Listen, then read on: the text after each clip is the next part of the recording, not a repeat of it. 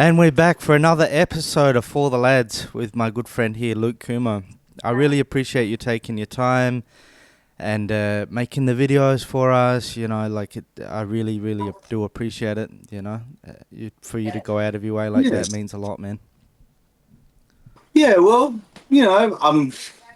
I'm glad that you appreciate it, and I also appreciate the opportunity. I would just say as far as being out of my way, it gives me a reason to like we're kind of training together on a certain level. Like when I have a workout partner, the workout's always going to be better when Yeah, you have someone to push you. So the questions that you gave me and the topics, it's good, great things to think about. It is my profession since the year 2000 when I technically started working as a martial artist. mm. Uh, and so I had a friend last night texting me. She goes, "You watching the fights?" I said, "Yeah, it's my job. I actually have to, Yeah. you know." Go upstairs and ask Sally, okay? Well, then you're not thirsty enough. Sorry. Okay, I'll get him. I'll get it one. Thank you. But yeah, I saw that you even chucked one in there for myself. I do appreciate that, man. Yeah. Yeah, I I watched have, your videos and yeah. I was like, well, he's got to move. He's got a patented, Yes, I you do. got a best move. Yeah, the Sabirski Slam, as all the boys call it. What is it called? The Sabirski Slam. Because on Facebook, my last name's Ross, is actually my middle name. My last name is Okay, Sabirski. But yeah, yeah, right on. because Nice. I'm only 5'8", so I'm a little bit short. Um, so I get underneath. You know what I mean? Yeah, So I kind of use my, it's like a disadvantage. I turn it into an advantage. Yeah, and I get down low as definitely. well. Like if someone's throwing, I move my bob and weave and get underneath, and then because I'm Nice. strong, I use what I have as my advantage. Obviously, I'd rather be taller and longer, but you know, I always wanted to make at least 6 foot, but the big man upstairs had other plans. You know, all my other brothers made it over Okay. that, but I didn't even get close. Okay. Well, like you said, it's an advantage on a certain level. Guys like you, I always had problems with because the leverage.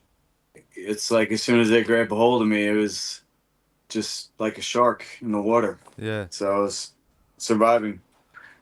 Um, so yeah, the video I made for you, the rope smash, the hardest exercise in the gym. yeah, Now something happened today. The feed went out, and not a lot, but a part of a chunk of the workout got cut out. But basically, I said the rope smash, where you're lifting either both ropes or one rope at a time for a 45-second blast, and you you keep track of how many you do, and you try to beat your personal best each time.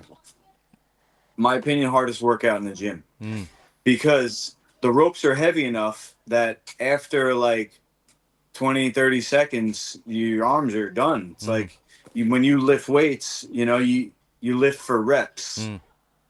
and you get to failure, or what they call one what is it called, one rep in reserve or something, Mm. where you get to a point where, like, and then you got to do a drop set or negatives. Yeah, So with the rope, just imagine, I don't know, you have maybe 20 pound dumbbells. For a strong guy like you, it's not going to be it's not going to be hard to do 3 to 5 reps, mm. but you start doing for 45 seconds, you may be doing. I got like I used to get up to 80 or 100 slams, but you start doing shoulder raises or presses, even Mm. with 20 pounds, you start doing 50, 60 reps, you're done. Yeah, But definitely. because you're doing it fast now, you get the strength plus the cardio. Yeah, And to me, that's a perfect exercise for MMA mm. because when you do MMA, you have a a time limit. You have a 5-minute match or 5-minute round, so you have to be able to pace yourself. But also, you have somebody who's trying to beat you, so you have to basically sprint. So you can't, like, I used to tell my students, like, MMA is not a jog. Mm. It's not even a run. It's basically who can sprint Yeah, for definitely. longer. And what happens is one guy, they're sprinting, they're sprinting, they're sprinting, they're sprinting. One guy starts to get tired and he starts slowing down. The other guys keep sprinting. Mm. And then you see guys, they get tired, they get gassed, or Mm. they give up. Even like a small little position could be like the beginning of the end. Yeah. But for you, for real life self defense, you don't necessarily have to be able to sprint for 5 minutes. Most fights, what you see from video and social media now, you could see that most of them aren't very long at all. It's like less than a No. minute. Yeah. But it is still intense for that 1 minute. Mm. Yeah, So 100%. any exercise where you have to use your whole body and you reach your limit between 30 seconds and 1 minute, they figured it out somehow. They figured out that is the best exercise for muscle building because it releases so much hormones. Okay. I didn't A realize full that. body exercise and what's called a max interval, Mm. where when you get, and you can time it from 30 seconds to a minute. When you get to that end of that interval, you can't do anymore. You have reached failure Mm. within that 30 seconds to a minute. And they did these studies somehow. They figured out that that is the perfect interval for hormone release. Mm. And that is what the difference between a normal person and a like Mr. Olympia. Mm. Let's be honest. Everybody's doing the same workouts. As far as like bodybuilding and strength training, everybody's eating the same protein. What separates a guy who's a lifelong lifter in the gym when you put him next to a professional bodybuilder and you see the muscular difference? Mm. The difference is the hormones. Mm.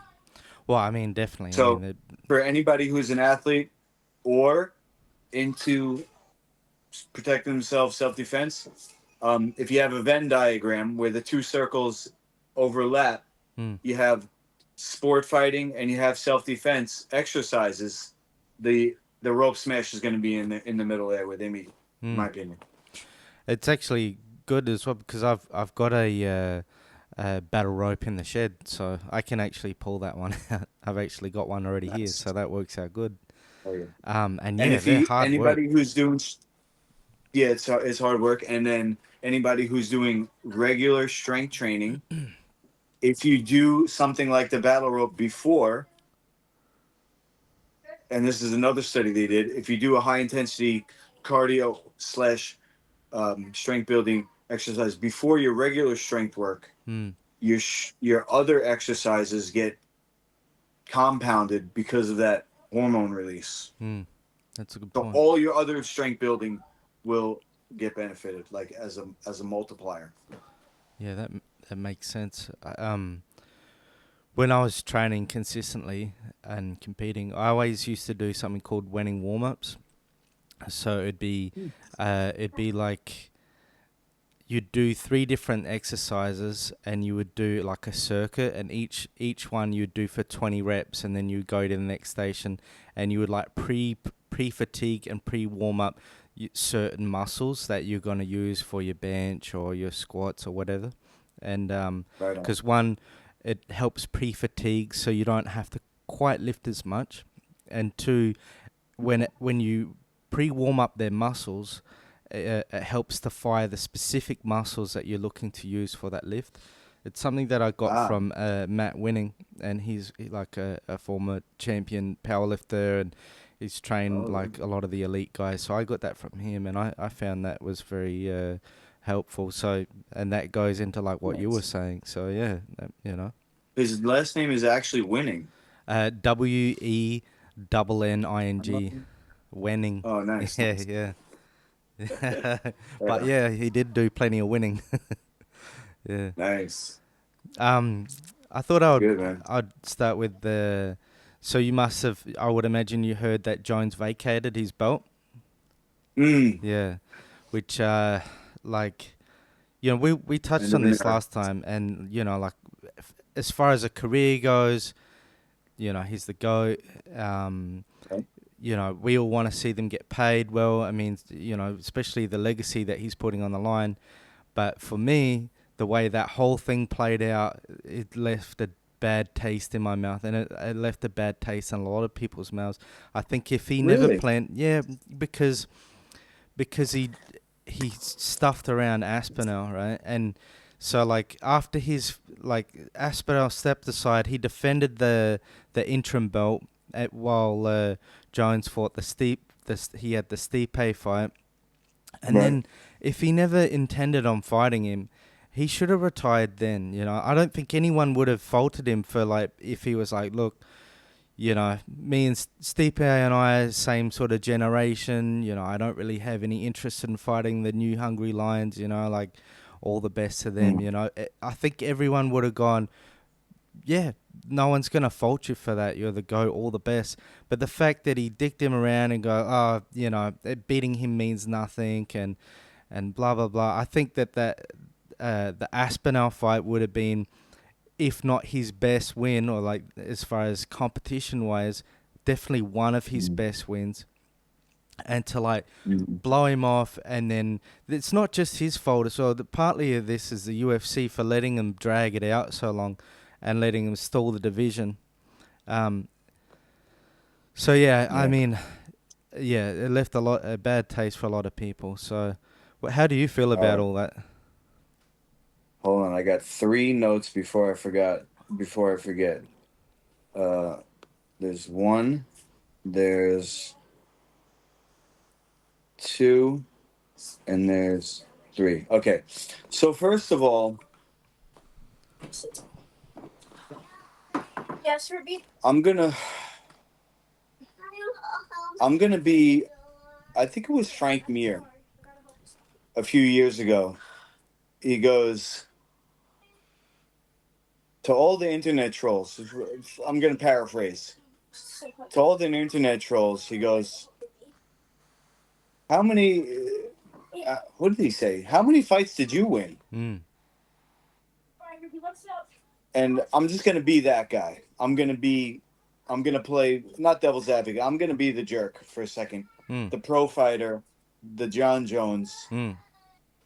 He doesn't owe you anything as a fan. I agree, but he does owe the sport.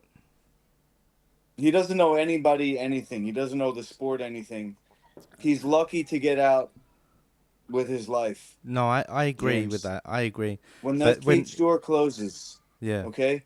When that cage door closes and they release the tigers, so to speak, yeah, he's a gladiator. mm, He's got to look out for himself. mm, He has to treat his life like a business, mm, like it is, right? So at the end of the day, it's dollars and cents, but it's not just dollars and cents, it's also his life, mm, right? So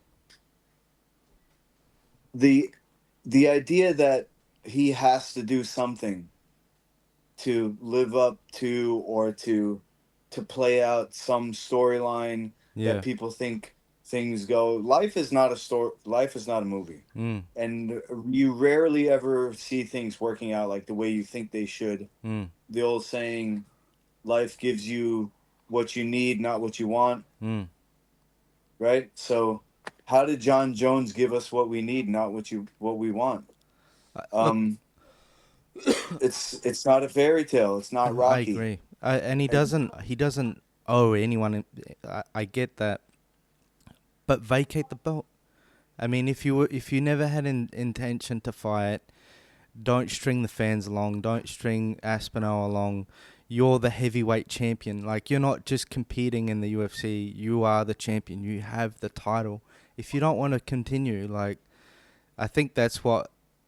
And it's not that he didn't want to. He had other fights he wanted. He wanted that Pereira fight. He said that he was keen to fight Pereira. He was keen to fight other people, but he didn't want to fight the rightful contender, not only the number one contender, but the guy that has the interim belt and that has also defended that interim belt. So Mm.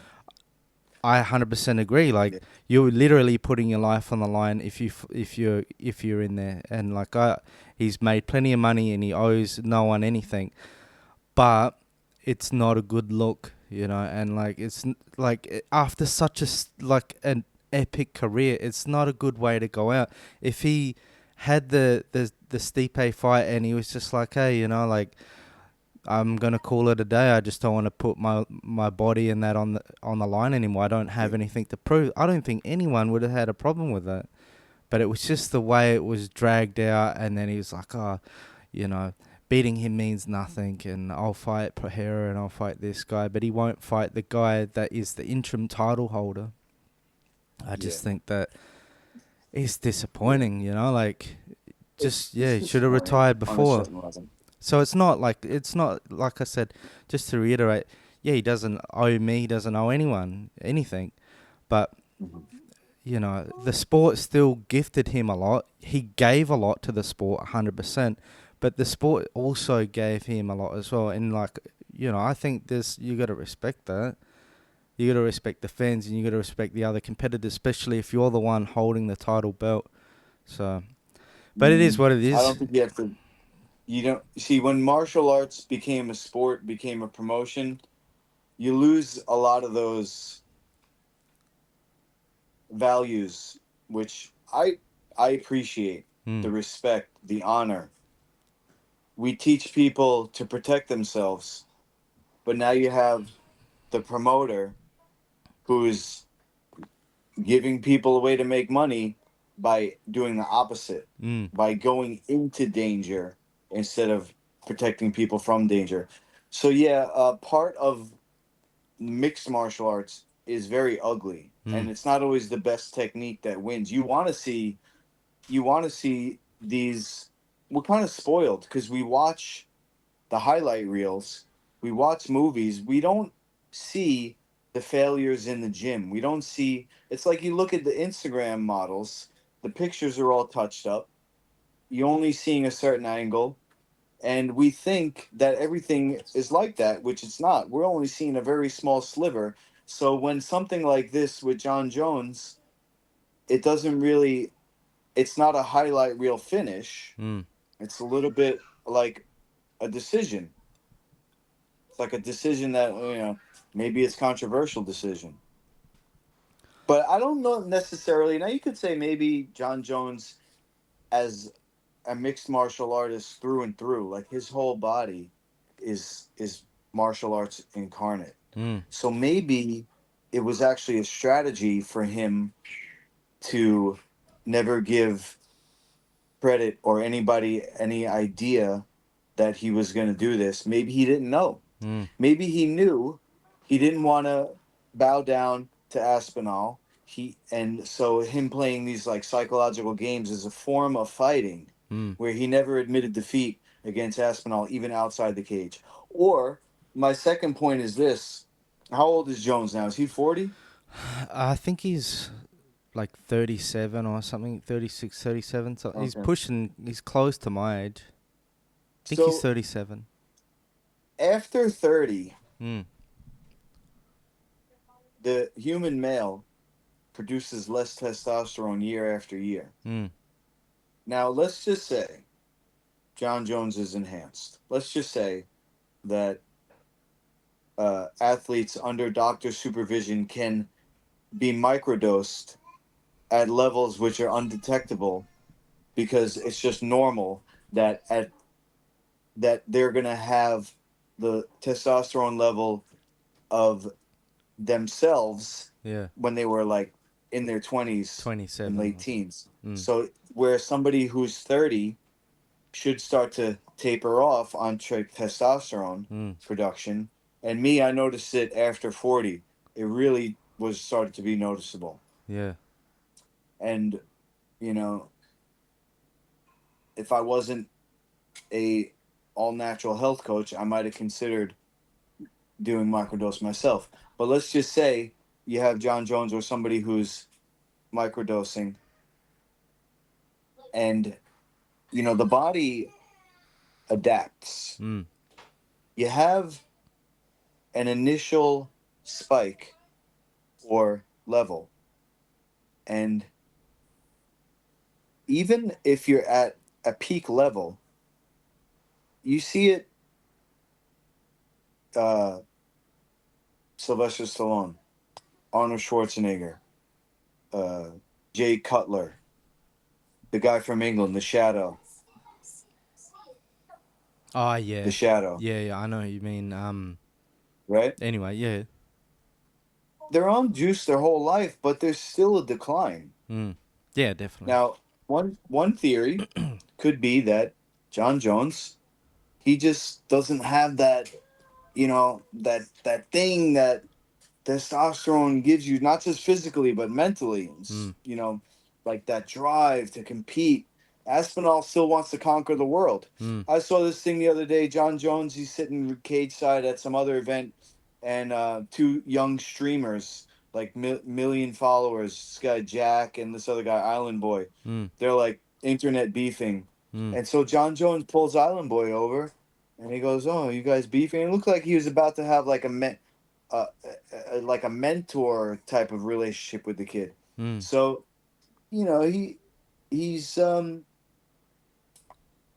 I'll tell you from my experience, it's something that it's very hard to let go. Mm. He probably was going back and forth in himself, like battling, like it's some part. It's like a flickering light. Mm. It's like 1 second you're like, yeah, I can do it, and then another second you're like, what the, he doesn't want to get injured. He's got a family, Mm. and then he'll get like the surge of tests or whatever it is, or it's like it's sputtering. Your engine is running out of juice, literally. So maybe this was something surprised him as well, that he finally had to admit to himself, I want to, Yeah. but it's time for me to pass the torch. But he never But I said. He did never. notice when I looked at him, he had like a line under his eye here and a Yeah. bag under his eye here, and he really was looking his age. Yeah. So I support him. And I'm, like I was saying, it something that I'm still coming to terms with. Like, am I going to be able to continue to spar, even if it's no head contact and points for action instead of damage, Yeah. in my new MMA regulation? Yeah. I'm 45 now Yeah. and all natural, so my bones are more brittle, my tendons, my muscles, everything is like more dehydrated. Mm. So it's like I have people telling me don't even bother. Mm. But part of me is like, I feel like I was given this mission from beyond. It's not Mm. something that I came up with, that's coming from me. It's coming through me. Mm-hmm. But so I'm thinking like, oh shit, Jon Jones. What if I sparred him one day? No head contact, points for action instead of damage. Imagine getting hit by Jon Jones, even to the body, even to the arm. He might break one of my bones just from hitting me, in the play sparring. Yeah. But those are the two or 3 points. He doesn't owe us. That's one way to look at it. The other one is andropause, which is that idea where male hormones start to decrease, and they really start to get less and less. It's like you go down a certain level, and then as you get older, it goes down even faster. It like picks up speed, type of thing. Mm. And then the last thing is injury. Mm. He's feeling, like I was saying, I saw that line under his eye here and the bag under his eye on the other side. Mm. And that's just external. What's internal as well. So the scar tissue, there's the day-to-day grind, and And we all know he he's hasn't lived a very clean life. I mean, Mhm. each to their own, but that's going to take a toll on him as well. Um, Facts.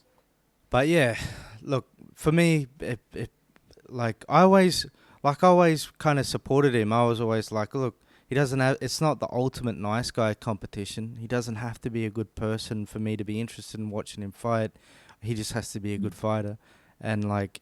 None of that stuff ever negated him being the GOAT to me, and he's still the GOAT.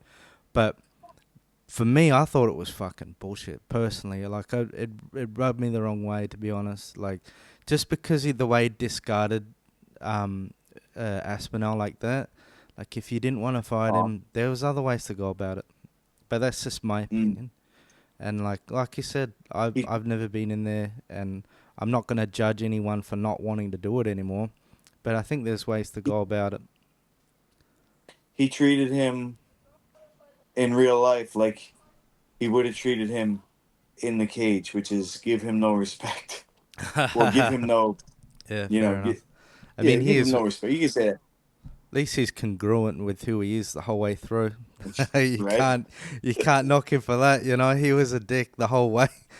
But I mean, like, Yeah. hey, man, like he was a brilliant fighter, and all the best to him. At least now we got Aspinall, that's the champion for however long that's going to be, and like, hopefully we get some motion in there. I know that Ngannou is talking about wanting to come back, but Dana wasn't overly interested. But that would be epic if they could pull that off. I'm just keen to see get the division moving again, because the UFC, like as far as the UFC goes, and I'm not knocking anyone or any of the divisions, but it's always, for the most part, been probably the weakest division, like the least stacked compared to the rest of the divisions. Like Pride, we'll take Pride for example. Like, if you want to talk about the best era of heavyweights, it was in Pride. Like it was just full of savages, and there were so many good fighters in Pride. But as far as UFC, like, they've never really had a stacked heavyweight division for the most part. They've been good fighters, don't get me wrong, but as far as like with depth in the division, so it'd be nice to maybe see a few good heavyweight title fights, because let's be honest, the heavyweight champion should be the most revered. Like, you're the heavyweight champion. Good point. Well, that's boxing too, isn't it? The heavyweight's the thinnest. Yeah, well, The I thinnest don't know, division. man. You just Like, don't get that many big people. there was a period there when you had uh, the Klitschko brothers, where it was kind of light there for a few years. Basically, when Lennox Lewis retired, and then you had the Klitschkos that ran it for like 10 years or more. And then we just sort of went for a renaissance with Fury and Usyk and bloody Dubois and Anthony Joshua, like, Ruiz. Like, we actually went through a nice little era then of heavyweights. But they're all aging out now. And you've got, what's that guy's name? It's a young guy coming up. I don't know why I'm blanking on his name at the moment, but he looks the part. And he was going for Mike Tyson's record for the youngest champion, but it doesn't look like it's going to happen. But he looks amazing. So Nice. there's definitely guys around in the heavyweight division there. And then Usyk's going to be rematching Dubois. That should be interesting. Did you see the last Usyk Dubois fight? Nah, I only brought up boxing because of the comparison of the heavyweight. I don't really watch boxing, but I just want to circle back around to Pride, because those days reminds me of tape trading. We had a kid in our gym. I don't remember the hookup. He had like family in Japan. Somehow he ended up with the Pride without paying for it on a VHS, and it was like that day or the day after. I don't know. Maybe they had some type of Japanese pay-per-view or something. But you remember the same day tournaments? Those were the legendary days to me. Was when you had the one night tournaments. Yeah, and you got to fight 3 times. It's insane. And Mark Coleman won 1 year. I was super pumped when he won that. That was the 2000 Grand Prix. And then, like, he jumped, he doesn't know what to do with himself, and he, like, jumps onto the ropes and that. I was like, and he really went through, like, a hard time before then, like, with his losses in the UFC, and then he had a bit of a tough run initially in Pride. And then when he won that, you could just see how much it meant to him. Like I'm not an emotional person, I'm not an emotional person, like, but Mhm. when I see people achieve something really great, especially in sports, it gets me. You know what I Yes. mean? Like you can Mm. feel it, you can see it on his face, like something that's he's Yes. worked so hard for, and put everything, his body and his soul on the line, and they'll achieve something Mm. so great. You know what I mean? Like you can't not feel for Mm. the guy. You know? Yeah, that's beautiful, man. I Yeah. agree. It's such a like the risk to reward, like going back to what you were saying, because you see Coleman there, right, when he's at his absolute high, and then you've seen him in the ring when he's crying with his kids at the absolute low. Like it's just Mm. you don't get that from basketball or football or something like that. Just it's an intense sport that you've been in there. You've actually been in there with the best guys. You've fought in the biggest stage. You know, I could only imagine. Yeah, that's definitely something hard to recreate, and I've heard guys say that. In fact, there's a guy on my Facebook. He's what does he do now? I think he does bare knuckle. Yeah. He's in the BKFC or some Nice. league like that. Chris Sarro, and he just posted today. He goes, "Yeah, nothing like it in the world. That feeling." Hmm. Uh, I'm kind of I don't know what's the word, where the I always think of of the physical first, like when somebody says something like, "Oh, I'm feeling stuck in life." I go, "Oh, there's something in your body that's not moving." Like I think everything is physical first and has an outward manifestation. So as far as the actual feeling, Hmm. it's got to be hormones. Hmm. That is the most powerful thing that we could produce, Definitely. whether it's for physical growth or um, that feeling when Chris Sarro is talking about going into a fight, massive adrenaline dump, Hmm. and whatever other hormones that the body produces in a fight, and then through resonance, which I guess even hormones is energy. So at a deep level, that feeling that they're feeling, we're getting a similar feeling by watching them. Hmm. So it makes sense what you're saying, that that's an experience for you to see somebody achieve something they've dedicated their whole life to. Yeah. 100%, And man. it's a great metaphor for personal development and growth and Yeah. taking one for the team and Yeah. being a leader. Yeah. Um. And Yeah. Go on. Sorry. yeah, I was just gonna say that that's why it's like not a double-edged sword, but it's like the yin and the yang. You have the good part of it, and then on the other side, I just can't help but think like, but what is the actual model that we're teaching people Hmm. when we are literally killing each other Hmm. for money? Hmm. And so I'm just gonna, I guess, try to always circle back all of your questions, and I'll finish up with a plug for Hmm. Master Lukey's League of Champions, which people should look into, this new mixed martial arts sparring system with no head contact and points for action Hmm. instead of damage. So if you look at these one night tournaments of Pride and how mythical, how legendary these battles were, Yeah. you can still do that. You Yeah. can't do it under UFC rules because even the winners have to go to the hospital. Hmm. But in my league, you can have four guys spar Hmm. each one Hmm. each other once. So every guy has 3 matches. If I have fighter A, he's going to spar with fighter B. He's going to spar with fighter C. He's going to spar with fighter D. Mm. Then fighter B is also going to spar with fighter A, but he's also going to spar with fighter B, C, and fighter D. And then everybody's going to, it's a round robin style tournament. Mm. So say you have,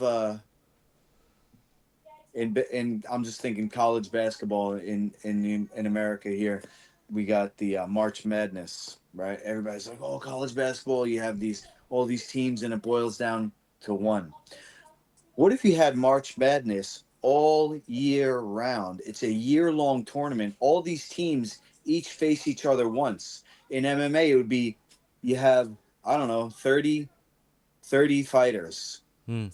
32 fighters, there's brackets. Each fighter spars every other fighter once. Mm. So it doesn't matter if you win or lose, you're still going to get your matches. And then at the end of the season, you tally up all the points from 1 to 100 for each match, and you see who actually gets the high score. So you've. It's a new way of thinking where it's not a fight to the death. Mm. It's a fight, but is it really a fight? Um, I was thinking about this the other day because like they got this new UFC BJJ, and a lot of grapplers they call it a fight. Oh yeah, I fought yesterday. I fought as a jiu-jitsu tournament. I had a fight. Well, is it a sport or is it a fight? They go, oh yeah, you don't play boxing. And Mm. then they just show a picture of a guy who's got a swollen eye, broken nose. You Mm. don't play Muay Thai. This guy's got a gash from an elbow like down the whole center line of his skull. Mm. That's true. You don't play that stuff. And that's why I don't think it's really a sport. Mm. I think if you want it to be a sport, you got to choose. Mm. Is it a sport or is it a fight? It can't be both. You can't have a fight and a sport Mm. because one is going to result in injury, and when you're injured, you can't play Mm. anymore. You understand? So I'm just going to always try to, I guess, circle back and plug my own thing because, like I was saying before, James, it's coming from Bruce. Mm. It's coming from beyond Bruce, Mm. right? It's coming from the Shaolin monks who learned Kung Fu to protect the temple, Mm. not to teach people to fight each other like animals in a cage Mm. for money that's not even worth it. If it was worth it, Jon Jones would fight again. I don't know, man. They cannot put a price on it. Yeah. That's worth it for him anymore. How's that? Look, I definitely see where you're coming from, and like you said, you're the one with the experience, not me. But I think anything that has rules, regulations, referees, it is a sport. It's just a lot more dangerous and a lot more intense. There's other sports out there as well that are just as dangerous as combat sports. Freestyle motocross. I've seen heaps of people die doing that. Yes. Just like there's a lot of other, just off the top of my head, but there's a lot of dangerous sports out there that aren't just fighting. I think obviously fighting is a little bit more there's a certain word I'm looking for, but visceral, because it's two humans going at each other that are highly trained and trying to dispatch each other. Where if you're doing tricks on a dirt bike, you're not trying to hurt anyone. Good point. But yeah, like we'll circle to your league, brother. So you've got you said you had the app sorted, or you had like you had someone help build up the scoring system, and that you've had that done already. Am I correct in remembering that? Yeah, so I don't want to make the whole show about it. I do want to answer your questions and make it relevant to MMA because I watch. I can't be a hypocrite and say like, oh yeah, down with MMA. I still watch. I still study. You just worry about the competitors. Yeah, I can appreciate. Yeah, I kind of hope that these guys they just win with technique. make all us martial artists look refined, like Yeah. professionals. Like wow, did you see that? That was really not like, oh yeah, he's a beast, but wow, he's really skilled. Mm. But what I have right now is called the MVP in, I guess, what's the word, where they take a product to market. It's called a minimum viable product. It's basically like a rough, not even a rough sketch, but like the first draft of a book or something. Which I'm writing a book, by the way, Mm. half martial arts, half nutrition. So, um, but I'll tell you a little story. In 2006, when I got off of The Ultimate Fighter season 2, I went to Paul Longo, who's Ray Longo's brother, and who's an accountant, and I incorporated my name. I created an S corp in New York, which is a type of corporation, and it was called Luke Kumo Incorporated. And I said, now that I'm a professional fighter, I just gotten off the show. I knew, that I was going to get this because of the contract because I was in the finals. I think this might have been even after the finals, so I knew I was getting paid a certain amount. Yeah. I was like, all right, everything I do is to become a better martial artist, whether it's what I eat, what I wear, my travel. It's my life. Mm. So Lukumo Incorporated, all the money coming into Lukumo Incorporated now can be written off, and I won't have to pay taxes on anything. Mm.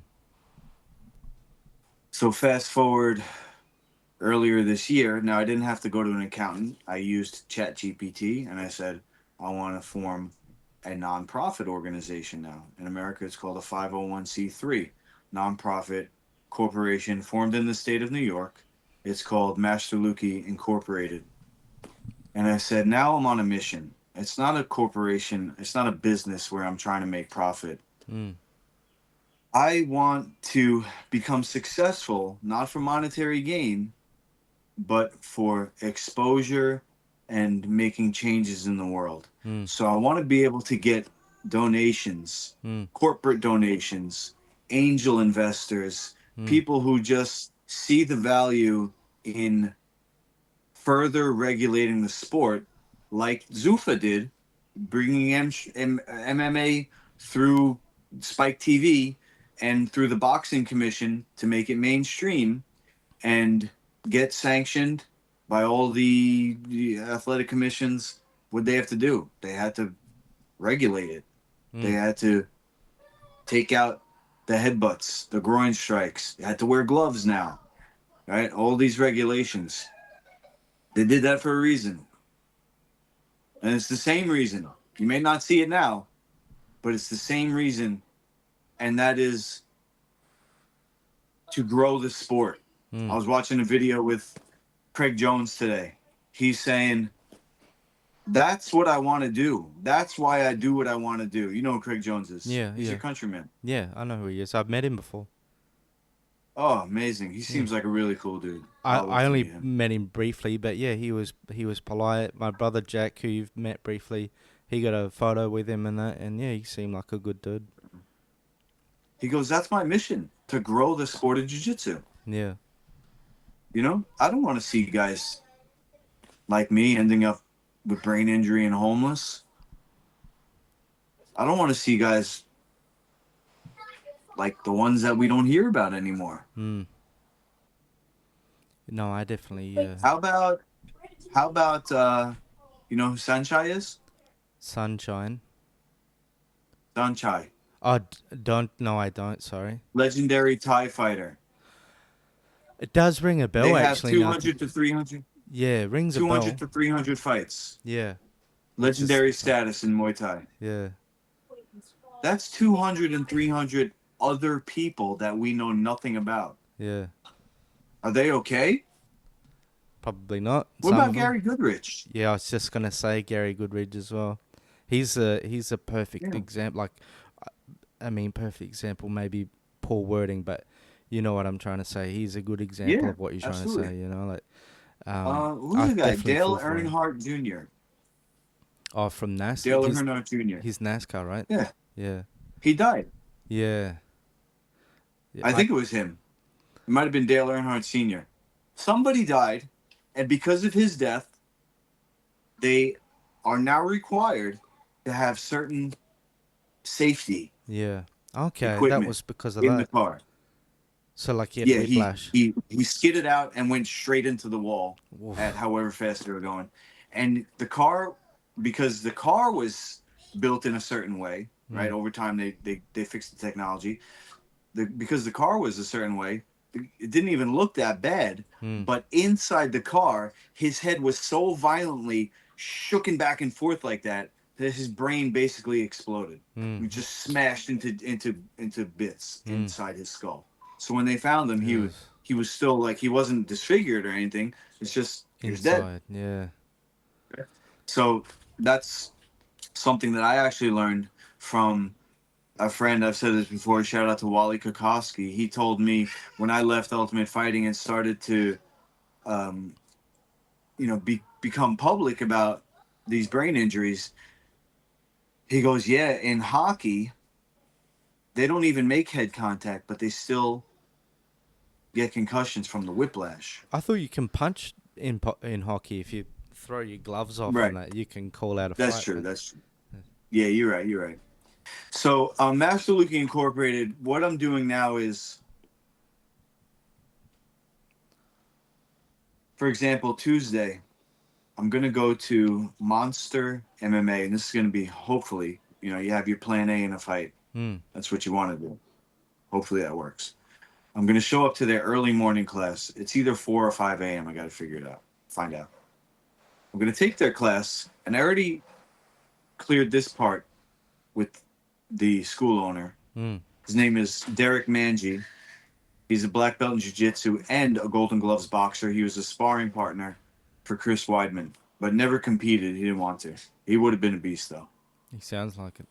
I said, I want to come to your early morning class, and then I want to stick around until the evening, Mm, work with the other classes. And then the last class of the night, I'm going to get to teach myself. mm. He goes, yeah, cool. Awesome. So what I'm going to do, because long story short, I think I got cancer from the mat cleaners. Just like I think Marcelo Garcia got cancer from the mat cleaners because you're Yourself. mopping the mats. We're mopping the mats with bare feet. Mm, All those chemicals get absorbed through your feet. Later on the night, once the mat cleaners are dry, mm, you didn't take them off the mat. They're still there mm, on the mat. Look at the warning label. Don't get it in your eyes. mm, Wash if it comes into contact with such and such. mm, And then a lot of these things also are chemicals that are new mm. because the old chemicals that they used were banned. Everybody knows you're not supposed to inhale bleach. You can't use bleach on the mats anymore. Oh, true. But now I they think got new that's ones. what How they long are use they for going to that. find out? Yeah. How long is it going to take before they find out that these new cleaners are Yeah. bad? Anyway, later on that night, the mats are dry, but then you start sweating. The sweat starts to mix with the mat cleaners, Yeah. and now it's all over you. So I used to go home from jiu-jitsu. I would go when I was fighting jiu-jitsu in the morning, kickboxing at night. I would go home from jiu-jitsu, shower, blah blah blah, come back to the gym later on that night. As soon as I started sweating, I would just itch like crazy. Mm, I thought it was from the friction. Now I'm thinking back, maybe it wasn't. mm, So what I'm doing, here's my plan. I'm gonna go early, take the jiu-jitsu class, take one for the team because they got the cleaners down there. mm.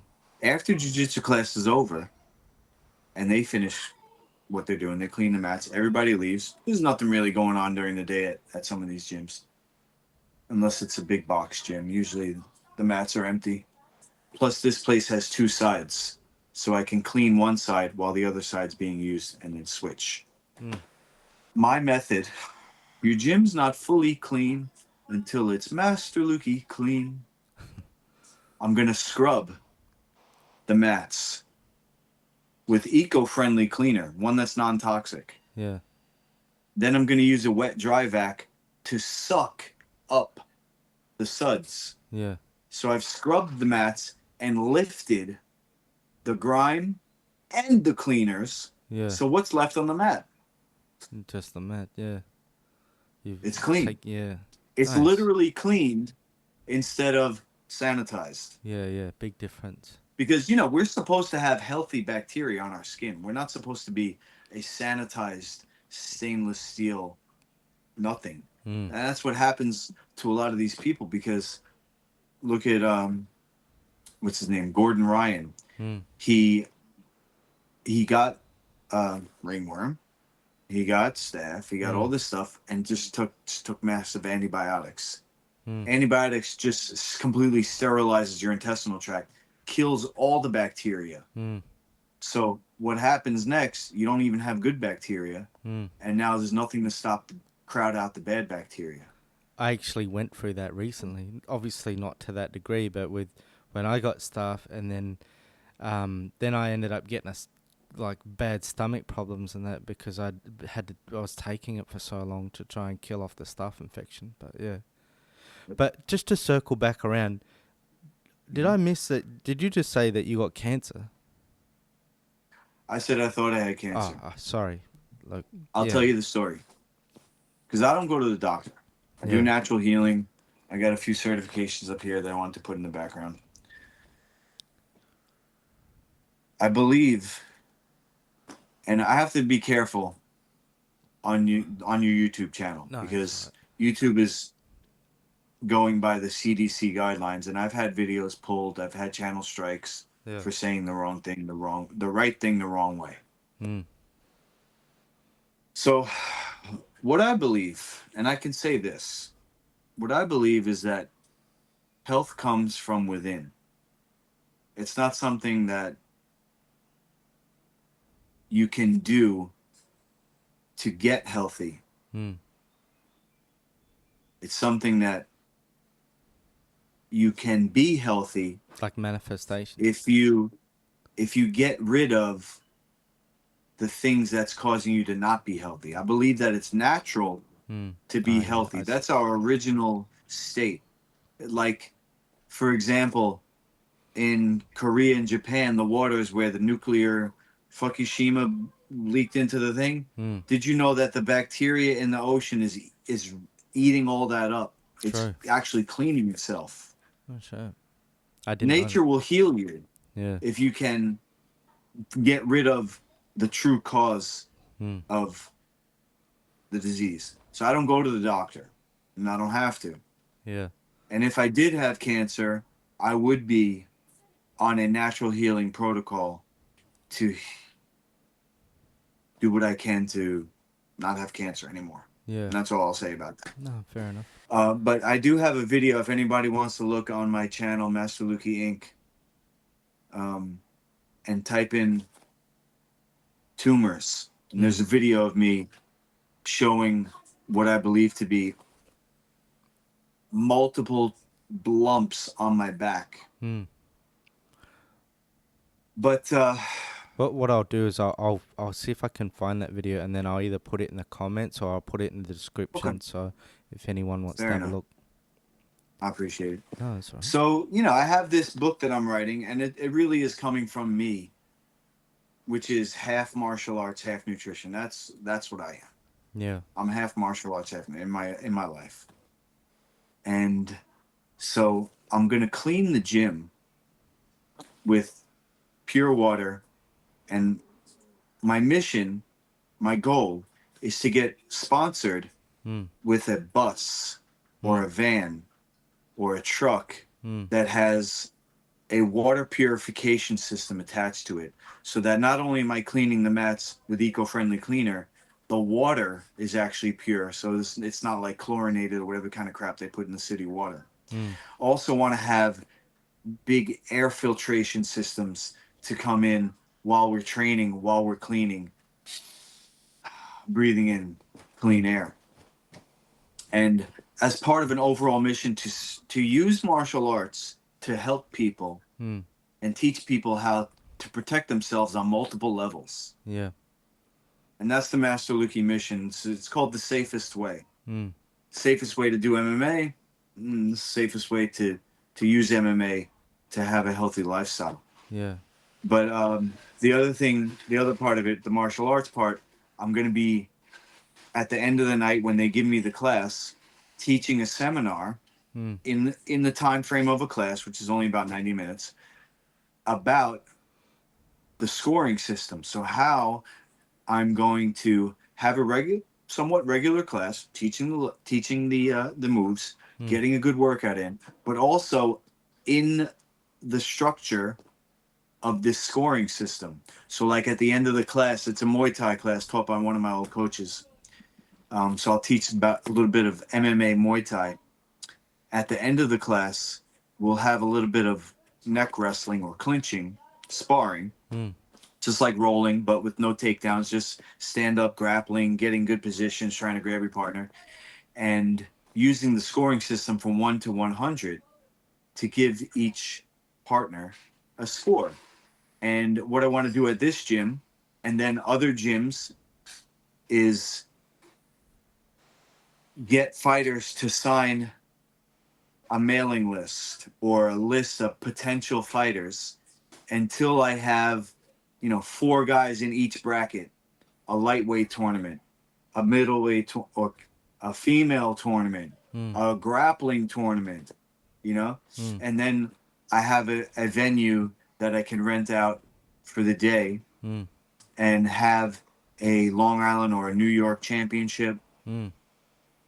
and what was the other thing? And then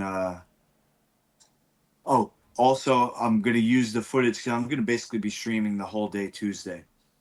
Use the footage to make like a mini YouTube documentary about the Master Lukey mission to Mm. then shop out or to send out to other gyms where, hey, I want to teach a seminar at your gym. This is Mm. what I'm going to do. I'm going to come early. I'm going to clean the whole place top to bottom Mm. and then teach a free seminar for everybody. Mm. It sounds good, man. But I believe Marcelo Garcia got kidney cancer, and this is just my own opinion, from the mat cleaners. Imagine a kid just swimming in toxic mat cleaners Mm. since he was probably 4 years old in Brazil. Mm. And he's there all day. He doesn't have a job, and he goes to jiu-jitsu at night. He's teaching the morning class, especially when he first opens up his gym. Mm. First opened up his gym, as this young, struggling jiu-jitsu coach. Mm. He's teaching the morning class. He's cleaning the mats after that. He's teaching private lessons. Yeah. He's teaching the evening class, cleaning the mats again. Right? I He's found swimming in this stuff all day, every day. I found with the wrestling mats, it always dry my feet out, and like in between my toes would always crack and stuff like that. Mm. Did you ever have that? Because it used to drive me insane. Oh. Now that happened to me today at the UFC gym. Oh, true. Yeah. Yeah, but like I said, I don't go to the doctor, and I have a certification in natural healing. Yeah. But the cracks in the toes, in between the toes, actually corresponds to organs. So Okay. that's something that a lot of people don't know. It has to do with something called reflexology, Mm. where you can look this up on Google or something. Type in reflexology foot chart, and you see where you get the cracks, and that corresponds to organs that are dehydrated. Okay. Yeah, It's I just interesting. Yeah. found like So whenever the I. spot that I Yeah, sorry, go on. I was the just. Go- spot that I have that crack today is basically the part that I'm cleansing and healing by resting, mm. which is a part of my intestine, and because I have this event coming up on Tuesday, I use it as motivation like nothing else can. You know what's crazy? Like even my own health, I I could not stop eating, even though every time I ate, I would have a negative effect because of this gut condition that I have, similar to what Gordon Ryan had. Mm. Just imagine the crack in between your toes. Imagine that in a spot in the intestine. You have that crack. Some people call it leaky gut. Mm. So the only way that that can heal, if you have this internal wound, is if you stop eating, get all the poopy out, and let that area rest, because every time poopy passes over this wound, it's going to open up again. It's like you got a scab, you keep picking at it. Okay. All right. So this spot where I have that crack today is this spot where if I showed you where my foot, it would be a straight line all the way up to this last spot where the small intestine connects to the large intestine. I know it's a bit much to go over right now, but let's just say that because I have this event coming up on Tuesday, I stopped eating 3 days ago. Still pooping today, and I could feel there's one more. Once I do that tomorrow, I'll be completely empty, like I was for my last match in the UFC when I fought Tamden McCrory, who was a full weight class, maybe 2 weight classes above me. And because I was completely empty and I had every bit of energy available for me to survive, which ask Hoist Gracie, that's number one. In a match, you have to survive first before you can win. Yeah. Because I was so empty, I was able to survive against a guy who was way bigger than me, way more aggressive, and he didn't finish me. No. But I tell you, I do these things for a reason. It's not just because, oh, I'm a hippie, oh, I want to prove something. I literally have to be able to perform and to be able to survive. But so that's what I got going on Tuesday. I'm going to be working on the morning, cleaning the gym all day. It takes hours. And then helping out with the kids class, and then training again in jiu-jitsu, and then teaching. Finally, at the end of the day, it's going to be full day. We'll make it a documentary, and we'll call it Master Lukey Inc. But if anybody wants to know, more about it, I said I would kind of circle back around to it every time. It's part of the mission. I'm trying to build up basically a fight card, whether it's grappling, MMA. I have safety rules for sword fighting or weapon fighting, and there's going to be fitness challenge. There's going to be battle of the bands. It's big, like, community event. Food trucks, healthy food trucks. Sounds good, man. Kind of like what they do. Kind of like what they do for. I saw this thing the other day. They have an event space, and now that I think about it, I might look into that. It's in New York. I forgot the name. Underground something. They have a monthly event where it's submission grappling, but they also have food trucks and music. It's like a full experience based around martial arts. Yeah. Like a festival for celebrating Exactly. martial arts. Festival. That's the right word. You know about the festival. Yeah. Sounds good, man. You guys are And- still doing hardcore festivals over there. I mean, look, you get them for sure, like bush stuffs and that, but I think they're kind of starting to go away, with the younger generation, like night clubbing and stuff like that isn't as big as it used to be. Or just bands. I mean, like, how many pubs and that have live bands? Like, not much anymore. They're all full of pokey machines or slot machines, as you call them. Just the generations have changed, unfortunately. And it's still changing. It's crazy. I was at the beach last night with a friend. I'm sitting there and I see these two people at the edge of the water, doing the selfie. Yeah. And I'm looking at it and I'm like, imagine just 10 years ago, that wasn't happening. Yeah. 10 years, bro. It's a blink. Mm. And now they're talking about these wearable devices.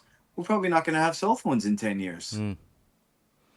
Yeah. 20 years, we think it's so normal to us. But it's not normal, but it's not even. It's like it's going to be here and gone. Exactly. Like that. What's amazing? Us in one generation, there's only going to be 3 generations that ever see these things. And that's a good point, changes. because if you look at like what we've experienced, I mean, you're a couple of years older than I am, but in our lifetime, we've seen like so much change. Like just in our lifetime, you think of like the video games, that I, like had, when I was a kid, the old school Sega, and just, the TVs, big box TV, and, like just to what Nice. you have now with AI. Like AI is gonna fucking explode. Yeah. You know, like the Chat GPT, the things you can do with just that, let alone some of the other apps. Like, and that's gonna be exponential once that really starts to, yeah, things are gonna, Bro. provided we don't blow ourselves up. I mean, within our lifetime, things are, I was yeah. about to say, yeah. I mean, Talk about things changing. yeah, like it's gonna be, like, it's gonna be incredible. Like, just in our era, the transformation of mankind is, we're gonna live through that. Lucky. Yes and no. I mean, yes, in some ways, for sure. But I think a lot of the best decades are gone, personally. Ah, But that's just me. see. I love the 80s. Hey. Yeah, but that's just me. Not the best is yet to come. Look, the interesting is yet to come. We'll put it like that. I mean, the interesting is definitely yet to come. But I love the 80s, bro. Like, I think the 90s was pretty cool as well. And then I think around about 2005-ish, around that era, as a society, things have gone backwards. But that's just my opinion. But I think some interesting things are going to come. But, yeah, Mm, I like, movies from the 80s. I like the machismo movies. Movies nice. in the 90s was great as well. But I love the music of the 90s. Like, new metal, as in, like, new metal, like 90s metal. Yes. Right, Um, right. Me But too. yeah, that's just like that's what I love, But I honestly, new movies I couldn't give a fuck about them. Most new movies suck. Like you get your odd good one. I saw that what's that new vampire movie? It had that Michael B. Jordan in it. That was really good. Um, Okay. yeah. I'm gonna quickly get the name of it. Sinners? That's the one. That's the one. Yeah, that was Oh, I really didn't know good, that was a man. vampire movie. Yeah. Cool. Oh, sorry. I hopefully I didn't give off things away, but it's a really good movie, man. Like that's and Michael B. Jordan does a really good job of playing because he's two different characters, right? They're twins, but he does a really good job. He really shows how good of an actor he is because like they really feel Nice. like two different people. But Wow. anyway, I went on a bit of a tangent, but yeah. All good. But yeah.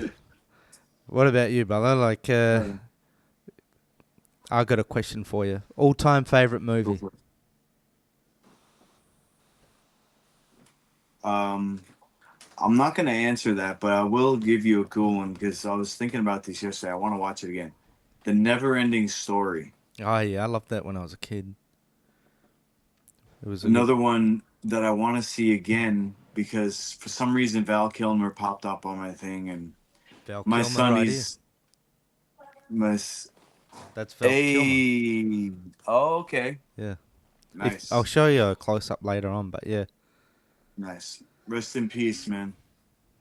I was reading an article about how he didn't want to be in Top Gun, Mm. so he had a requirement to go to to. It was in his contract that he had to go to the audition.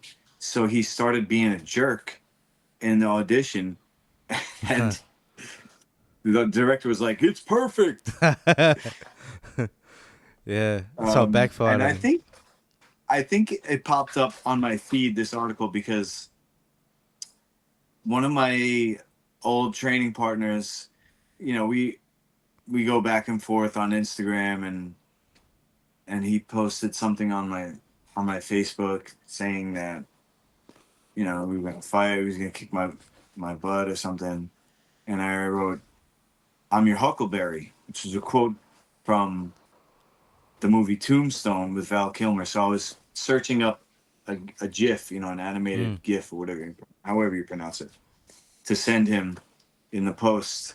And I think probably because of that, they're all like you getting these targeted ads and articles Mm. on your phone now based on your search. But I like when I watch a movie, I like to be like immersed. So I like these movies that like kind of like ambiance almost. Mm. Especially with my attention span, sometimes I'm like watching a movie while I'm doing something else. So it's like I need something where like It's I really feel gonna pull like you in. it's like the movie Unforgiven, Mm. Clint Eastwood. Yeah, that's a That's good one of my movie. all-time favorites because it's just the western, you the music and you feel Mm. like you're in the West. Mm. Um, I like the Unforgiven's got to be up there. Um, uh, what's the other one? I love Quentin Tarantino movies. Mm. I mean, So Kill Bill, I'm a little biased because I'm a martial artist. So I like Kill Bill a lot. mm. And I like, I've watched a lot of movies, bro. Mm.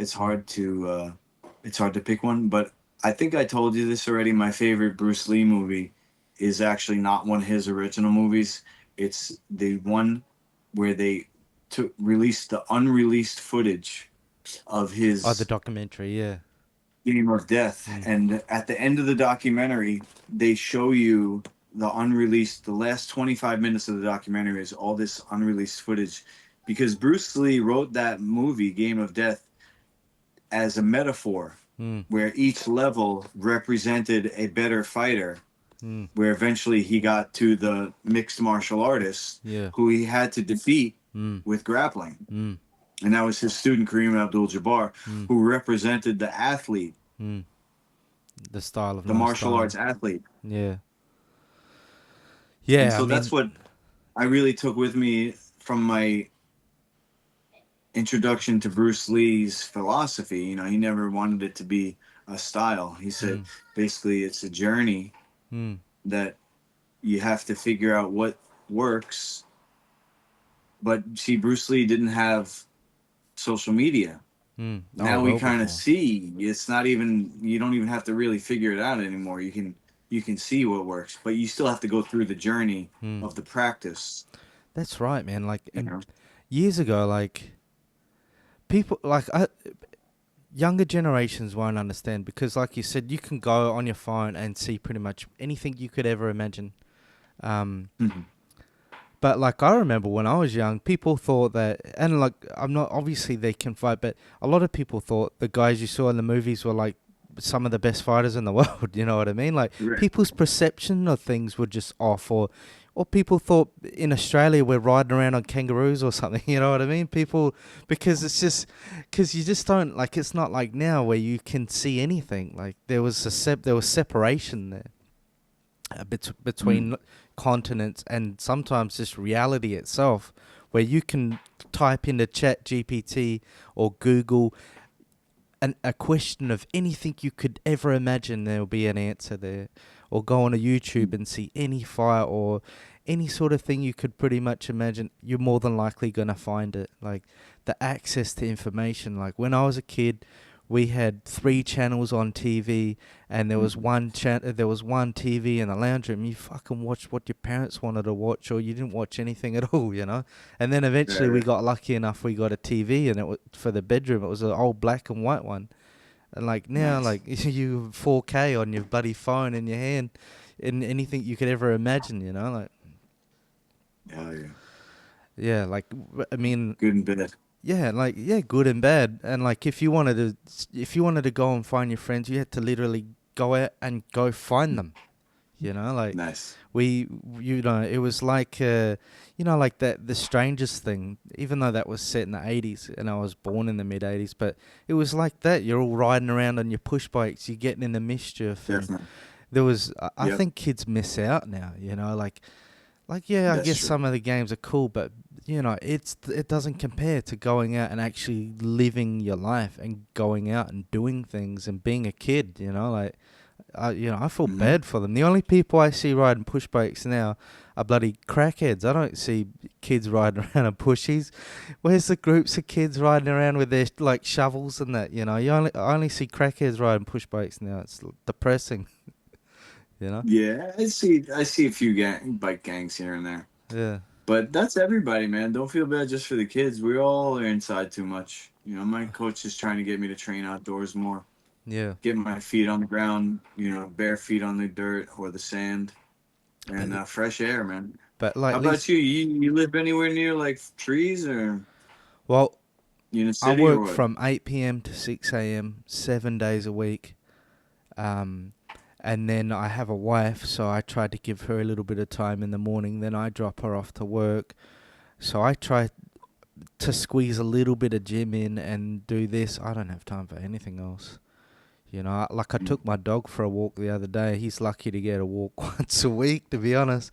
I'll run him around the back and that's about it. But I Nice. Oh, you just, have a yard, right? I've seen it. yeah, Yeah, you can get your bare feet on the ground in your backyard. That's good. 20 minutes a day, they say. yeah, It's going to have tremendous health benefits. The movie you could check out for any of your viewers. mm, It's called Earthing.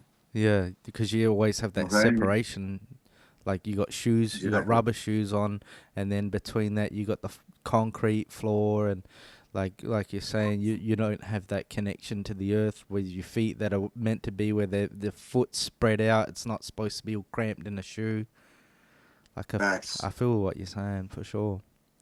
Yeah, and it's not just, what you're explaining is the theory behind it, but they actually have these studies and these measurements of people grounding or earthing Mm, themselves and healing themselves mm, just by they didn't change anything else. yeah, They just got their feet on the earth, and yeah, I mean, yeah, and that was enough to start a healing process. yeah. I It's your mean, homework, James. I gotta I squeeze that want you in to as well. send me a Facebook message of a picture of your bare feet on your backyard. No worries, man. I gotta. I won't post it on OnlyFans. Don't worry. My foot I mean, fetish mate, page. if anyone's willing to pay for it, maybe I could get out of doing what I'm doing. Hey, we're laughing, but didn't Corey Sandhagen say he makes more money on OnlyFans than the Ah, UFC? bruh, like, I mean, that's at least a full hand there, right? It's- yeah, but all jokes aside, we gotta do what we gotta do, man. I got responsibilities, so You're the man. I'll hustle hard. But so I got another question for you, brother, because I always ask people these same two questions because one, like, I'm nosy and I find it interesting, and two, I think it says a lot about the person, especially the movies one. But have you ever had any supernatural experiences? Because personally, I have. Have you ever had any? Supernatural. Okay, so that's a broad question. You talking about spiritual or Like, have outer you? worldly? Well, yeah, like otherworldly. Have you ever had any like experience with like ghosts? However you want Hmm. to put them. I mean, that's kind of a crude way of putting them, but you know what I'm trying to say. Yeah. Well, my my teacher, my training in the natural healing is Native American, and we believe in a great spirit, which is a connecting force of everything. Hmm. Great spirits in the air. It's in us. It's in every animal. It's in everything. Great spirits everywhere, omnipresent. So the closest thing I could say to a ghost would be that this great spirit speaks through creation, and you have animal messengers. I could be walking down the street, and you got to be careful who you say this to. Don't say it to a psychiatrist because they might label you with some type of condition. But I'll be walking down the street and thinking about something, and I'll just have a random conversation go by of two people talking to each other, Hmm. and they'll be saying something, and I can kind of like relate it to what I'm thinking about. Hmm. And I go, holy cow, Great Spirit's talking to me. Or if you have these animal messengers, and like I'm thinking about something, or I just have like an issue in my life, and I'll see this bird fly overhead. Mm. It's a crow. Oh, I'll go on my phone. Crow spirit animal message, and it'll go, oh, the crow, and it'll tell you what the message from crow is. Uh, I I not only have these supernatural experiences, but I always I'm always in my belief connected, Mm. and you can do that too. You can tap in to this energy that is beyond us. Mm. And that's how you have things like remote viewing, mind reading, extrasensory communication. You can connect with somebody who is past, Mm. somebody who's far away. I can close my eyes and I can be with my son, even though he's not here. Mm. Oh, that's beautiful, man. And it's it's that yin yang, man, through everything. Where you, uh, I feel like everything has to happen for a reason, Mm. and it's not always what you think you want, but it's ultimately gonna be a part of your growth. Mm. Like Bruce said, all knowledge ultimately is self-knowledge. And that's all it can be, because I can't be you. Mm. I can only be me in relation to you. Yeah. So whatever we learn from each other, we're taking that in, we're learning, and Mm. then we can give it to somebody else Mm. in our life. And it's just a constant connection. Yeah. Live, learn, and pass on. And Yeah, I yes, definitely agree. sir.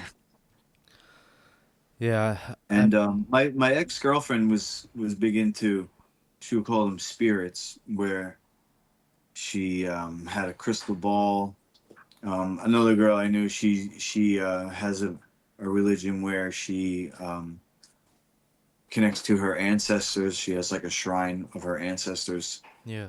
So I think of it like martial arts, where it's all just another way to look at the same thing. Mm. All martial arts is a, is connected in some way, Yeah. and all religions.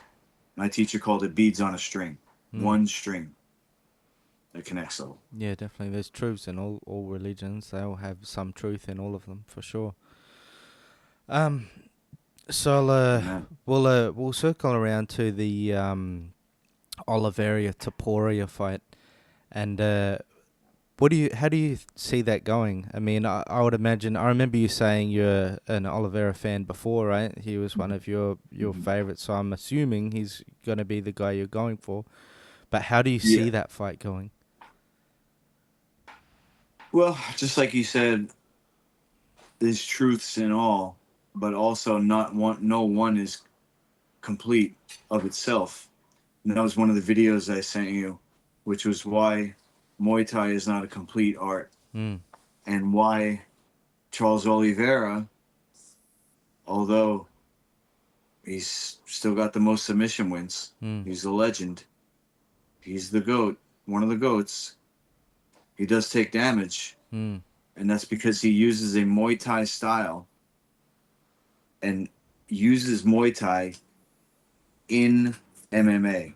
Mm. See, there's still, even though mixed martial arts is evolving, and you do have the next generation, which they're not jujitsu players, they're not Muay Thai fighters, they're mixed martial artists Mm. first and foremost, through and through.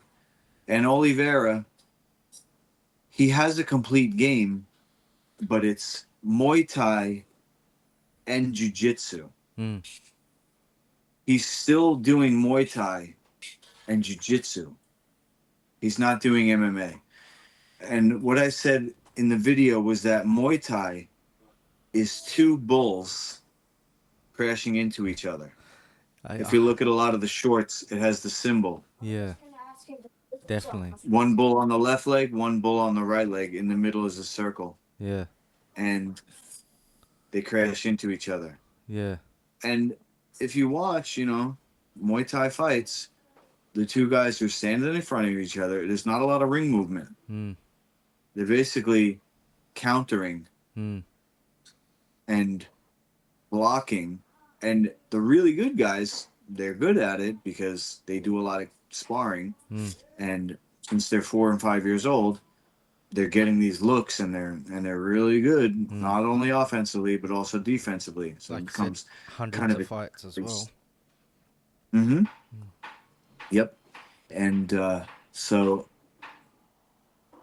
their their striking and their defense is so on point that it becomes really like a chess match. Mm, But the thing is, Charles Oliveira was doing Muay Thai and MMA. Excuse me, Muay Thai and Jiu-Jitsu in MMA, and so he's has an approach which is like the two bulls crashing into each other. mm, You're not always going to be the one bull that wins. mm. Even the guys who have 300 fights, they don't win all 200, 300 fights. Yeah, And the Thais, the fighters don't live a long time. mm. So you reckon that? And we don't hear about the guys, the 200 other guys who didn't win. Yeah, And Oliveira, he's been hit before. mm, And your chin doesn't recover like a muscle, mm. because the brain can only scar. You cannot regenerate like a. I mean, it can to a certain extent, but it's not like a muscle Mm. that can be broken down and built up over and over and over again.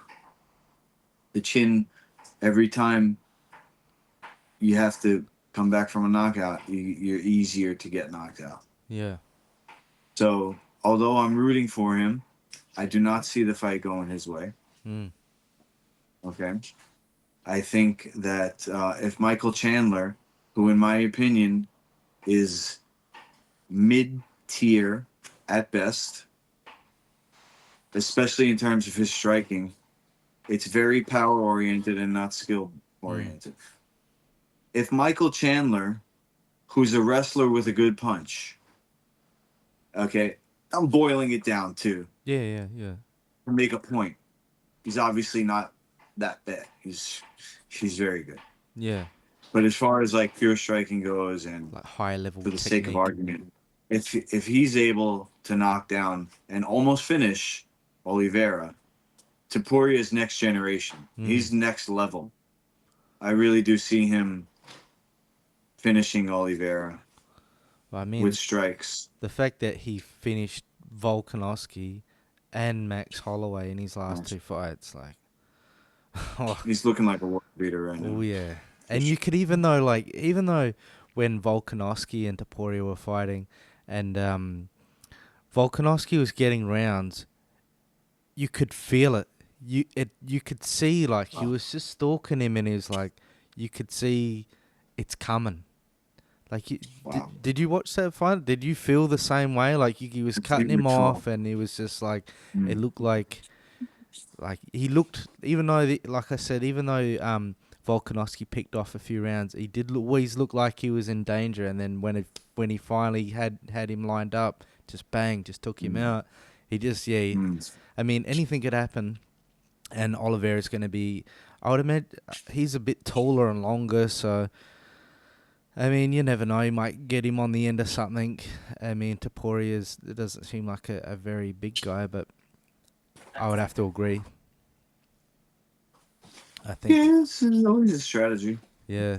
And the longer fighter, he could use his kicks to keep him away. He can front kick, deep kick, Yeah. use his straight punches. Yeah. But we've seen Oliveira. He goes for it too, and he's gonna go down swinging. Yeah.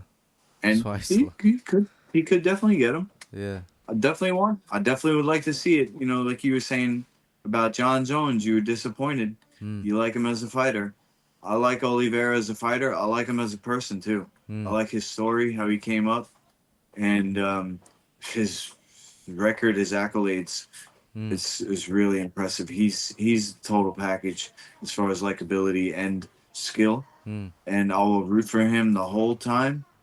And I will, not be happy when Topuria wins. Mm. I hope I'm wrong. Um, and I made two videos for uh, Oliveira. The first one was about his footwork, Mm. how he really should use a boxing or slash taekwondo style where Yeah. he's bouncing instead of a Muay Thai style, which is more plodding or marching, Mm. to be more elusive and agile Mm. rather than a tank. Or I believe the metaphor I used was rather than be a sword and shield, Mm. be a whip chain or a bow and arrow, something that you can move around and hit from a Mm. distance. So I made one video for that.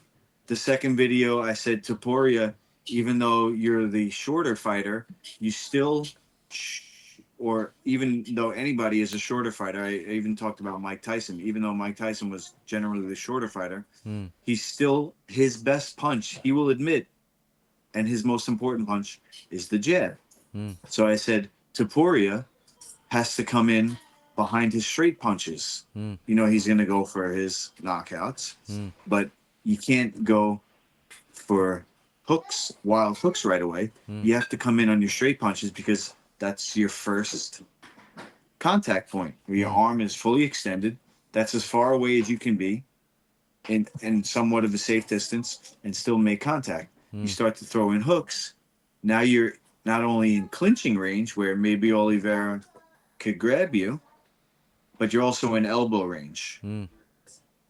So the third video I made was back for Oliveira, and I said, if you want to grapple somebody, elbow them first, because now if you can elbow somebody, you're in perfect range for your grappling. Yeah. If you punch somebody and you lower your level or you step in to grab, they can take one step back, Mm. and now you're still in punching range. But Mm. if you elbow them and then you grab them and they take one step back, they're not out of punching range anymore. Mm. They're in punching range.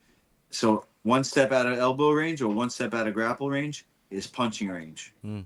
You get what I'm saying? Yeah. So um, the only thing about elbows is it's really hard to get to the level of boxing, because how are you going to practice elbows in sparring? You Mm. really can't. They're so devastating.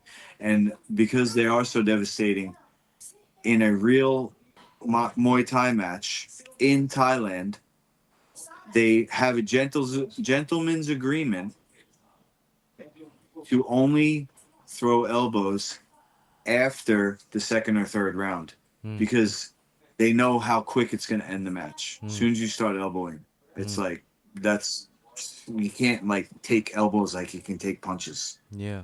And it's part of the culture there to have the fight start slow so the guys can get their bets in. They Yeah. bet every round. They see how the The fighters are music doing. and that, they help build the Yep. fight as well. Starts Yeah. out slow, yeah. So let's see. We had only four videos today. It was the footwork, which I always kind of have to reinforce, the straight punches, the elbows, and then we did the one for you with the rope The hook smash. slams. Yeah. I really appreciate that as well. Thank you. You got it, bro. But Well, you sent me the video, so yeah, I got heaps of them, but I didn't anybody want to. who wants to get these custom workouts, feel free. Even though my book is not written yet, even though I don't have any channel members at that tier Mm. where you get custom workouts, I'm still doing it. It's like, just for the job you want, or, Mm. it's community service. Like I said, I'm nonprofit, so I'm doing it anyway. Mm. If you guys, anybody watching has a question about a technique, you want to send me a video of yourself sparring, training, Mm. a fight that you want to know how somebody could have won when they didn't win or what they could have did better, maybe whatever it is. Just go to my website, find all my contact info. You could Facebook message, you could text, you could send me a message on any social media. And, I'd love to connect with you guys. Teamwork makes the Awesome, dream man. work. And like you said, reach out anytime. You get a little bit of a sneak preview with some of the videos on the end where we've just talked about. So, like, reach out to him anytime. He's available and he'd be a very good coach. I mean, who better to ask than someone that's been in there and done it himself? So, I'm just looking at JCVD over there doing the flying sidekick. oh yeah, on Bolo. My first MMA match, Ring of Combat #1. This was in the year 2001. Lou Neglia, who was business partner of my coach Ray Longo, he was. I think I told you the story. He was a American rules kickboxing champion, Ah which yeah, came from the PKA, Professional Karate Association, where professional kickboxing. It was Professional Karate Association, then it yeah, became Professional Kickboxing Association. But guys like Chuck Norris, Benny the Jet, Bill Superfoot Wallace, they were using boxing gloves yeah. and boots, padded boots, but doing kickboxing above the waist. No Is knees, no elbows, no leg kicks. I'm just gonna Uh, ask you something real quick in that while I've got you. yeah, Did the American kickboxing did that come from Savat? If I remember, it didn't come from Savat, it didn't. Okay, I but thought I he always thought it didn't. come from Savat, and then boxers, Western style boxers in America saw that and kickboxing. But I mean, I could be mistaken. Well, we'd have to look. As far as I know, it came from the PKA, Professional Karate Association, But I mean, like which that's where that translated into the sport. But anyway, it's all I've right. seen. Yeah. Yeah, I've seen Savat guys fighting, so you could be onto something there. And Lou Neglia, he became a promoter after being a kickboxing champion, and Ray was around when the Thais first started coming to America, and then he was around when the Brazilians first started coming to America, the Gracies. So, being a Jeet Kune Do practitioner, Ray was about 2 generations from Bruce. Hmm. So, Ray's coach, Tom, trained under Dan, who trained under Bruce. Oh wow, true. So, being a Jeet Kune Do guy, Ray always had a Muay Thai program and a Jiu Jitsu program. Hmm. And so he was influential. And Louis Snegley, even though he came from karate, he's a fan of martial arts in general. So he started to have not only kickboxing matches, but also Muay Thai matches. And then he started to bring in guys like Matt Serra for the beginning of MMA, which at the beginning they were calling on his card exhibition grappling. Hmm. The first MMA card that he had was Ring of Combat #1 in the year 2000. And I fought a kickboxer, an American style kickboxer who was a champion, but had no grappling. Hmm. So, this was like the old days where you had the one glove boxing guy in the UFC. It wasn't long after that. So I was like second generation where I had more of a complete game. I was still doing Muay Thai and Jiu Jitsu, Hmm. but I was doing more than just kickboxing, which this guy at one point in the fight was on bottom in half guard, punching up at me as I was punching down at him. Hmm. So we're both just wailing on each other, but he's punching up, I'm Yeah. punching down, and my punches had a little more power. I ended up getting a TKO because we just started punching at each other, and my punches just did more damage. Yeah. But the reason why I'm bringing it up is because in the beginning of the match, I don't know if you'd even be able to find this. Somebody's got to have a videotape somewhere. I don't know if it's digitized yet. We go to touch gloves, bell rings, or walk out, go to touch gloves. I planned this beforehand. I touch gloves with him, and then immediately start running the opposite direction to bounce off the ropes, like in pro Like a wrestling. I bounced off the ropes and then ran back at him and did a flying sidekick. true. Completely missed. I basically looked like Jean-Claude Van Damme, but I didn't kick him. He Yeah. moved out of the way because he was a good striker. I completely missed. And then I tried to do another kick, a Yeah. lead leg roundhouse kick, which was stupid because that's like his style was getting head kicked Yeah. because there was no leg kicks in American style kickboxing. So I tried to kick him in the head with the lead leg, like Hoist Gracie used to do. He used to do that lead leg front kick and then clinch. Yeah. Yep. I did a lead leg roundhouse kick and then tried to clinch him Yeah. because his distance was so good from the kickboxing. He just stepped back and pinned me with a 1-2. Luckily, I had a really good chin, and maybe, I don't know, just throwing it out there. He might have been told not to knock me out. I don't know. It only takes one guy to work a match. I'm just saying. I don't know, yes or no, that he didn't knock me out on purpose, but he pinned me with a 1-2 pretty clean. But I clinched it, was able to clinch him anyway. Yeah. Took him down with a basic takedown. We ended up in half guard. The match didn't really last that long, and I ended up grounding and pounding him. But I just was reminded of it because I see JCVD over there doing the Doing the flying sidekick. Yeah. Yeah. I always love the. I mean, for me, Into the Dragon. Then it's Bloodsport, and then Kickboxer. So 2 out of the 3 best martial arts movies come from Van Damme, but Enter the Dragon, you can't. Enter the Dragon's always going to be number one. You know that movie's just, even taking bias out of it, it's it's unreal movie. You know, like for a movie that's what 52 years old or whatever it is, it's a masterpiece. Yeah, Can't believe it. yeah, I know. Yeah, I mean, you've seen Bruce over there. Our viewers won't be able to see It's it at the way older moment, than but that, yeah. bro. Because I'm 45. That movie came out way before 1973. I thought Enter the Dragon come out 1972. Let me double check. I'm Oh, pretty okay. sure. Yeah, I'm I pretty thought sure. Bruce died in 69. In No, no, 71? no. He died in 73. 19. Um, Hang on. The Dragon. Yeah, I'm pretty sure.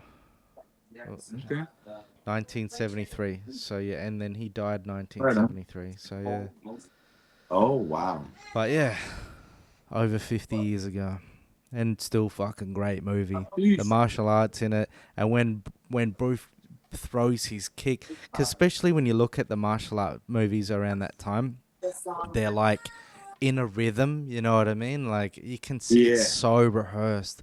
But when he Right. throws that big round, like it looks like fuck. That looks like it's got a lot of power on it. You know, like it really Oh, yeah. looks visceral. It really looks for a movie. It looks realistic. Like he snaps it out there and throws it. Look, it just you compare that to the movies of that era, and it's not even comparable. I mean, like has obviously great martial art movies have come since then, but they're all standing on the shoulders of Bruce himself. You know what I mean? Like that Yeah. movie's just like, yeah. For me, that's always going to be number one. But Bloodsport and Kickboxer, number 2 and 3 for me. I love them movies. Alright. I love how cheesy they are as well. It makes them even better. Okay. I love the 80s cheese. You know, and like for me, like when I watch movies like that, it like and reminds me of my childhood. It makes you happy, you know. It gives you that warm feeling. Nice meal, watch a good movie. I don't really get to do that anymore, but yeah, Like an old friend. that's it. 100% like an old friend. Exactly. Well put. Like Sunday nights, chatting with your mate from across the whole world. How's Yeah, that? yeah, man. I really appreciate it as well, Luke. I know I say it all the time, but I do mean it. You know. For sure, bro. Talk about supernatural. Yeah. There's a reason for this. This is not coincidence that we're together like this, you know. Yeah. No, I agree. So I'm gonna keep giving of myself as best I can. Yeah. Today, I only got you 4 videos, but I think I I think they're think they're great, pretty man. solid. I think Definitely. if our viewers are gonna get something out of it. Yeah. I encourage everybody to reach out to James or myself, for if you have questions or whatever. And James, I think you got some great insights, some great questions. As Thanks, a mate. fan, as a student, I as a appreciate it. legend.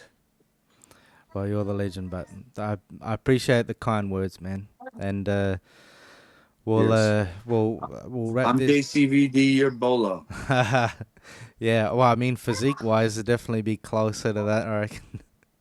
Each one legendary in their own right. Yeah, but I I appreciate your time, brother, and I'll add on the end that please stick around and watch the videos on the end.